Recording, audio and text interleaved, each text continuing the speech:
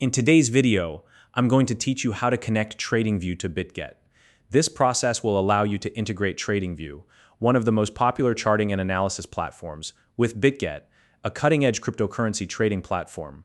By connecting these two platforms, you'll be able to execute trades directly from Tradingview while still taking advantage of Bitget's powerful features. It's a straightforward process, but I'll guide you through every step to ensure there are no hiccups along the way. If you don't already have a Bitget account, you can use the registration link provided in the description to get started. Now, let's dive right in. First, open Tradingview in your browser. Tradingview is accessible from most major web browsers, so use whichever one you're comfortable with.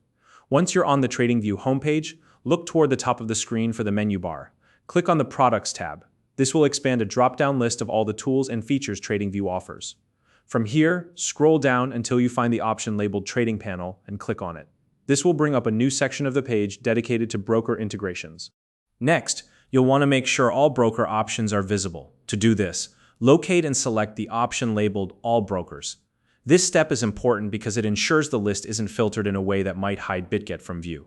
Once you've done that, scroll through the grid of broker options until you find Bitget. The brokers are typically displayed with their logos to make them easy to spot. Once you've located Bitget, click on either the logo or the Connect button displayed alongside it. At this point, Tradingview will prompt you to enter your API key and passphrase associated with your Bitget account. These credentials are what allow secure communication between Tradingview and Bitget, enabling the two platforms to work together seamlessly. If you don't already have an API key and passphrase, don't worry, we'll generate those next.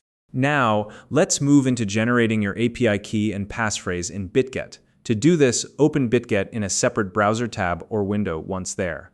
Log into your Bitget account using your credentials. After successfully logging in, navigate to the API Management section.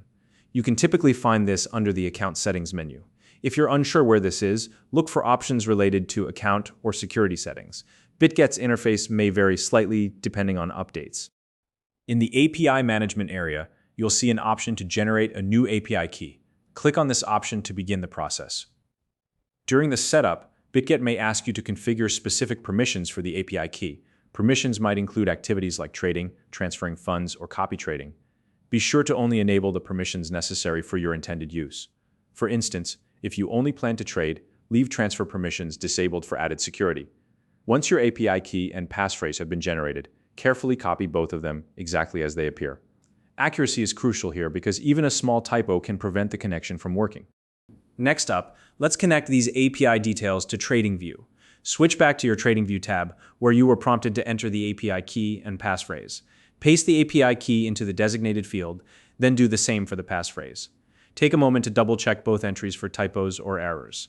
This is an important step to ensure everything works smoothly. Once you're confident the information is correct, click the Connect button. Tradingview will then attempt to establish a connection with your Bitget account. This process may take a few seconds, so don't worry if there's a slight delay before you see a confirmation message. And that's it. You've successfully connected Tradingview to Bitget. From here, you can start executing trades directly from Tradingview, taking full advantage of its advanced charting tools while still relying on Bitget for your cryptocurrency trading. If you encounter any issues along the way, double-check your API permissions and key details, as these are common troubleshooting points. If you found this video helpful, please like and subscribe.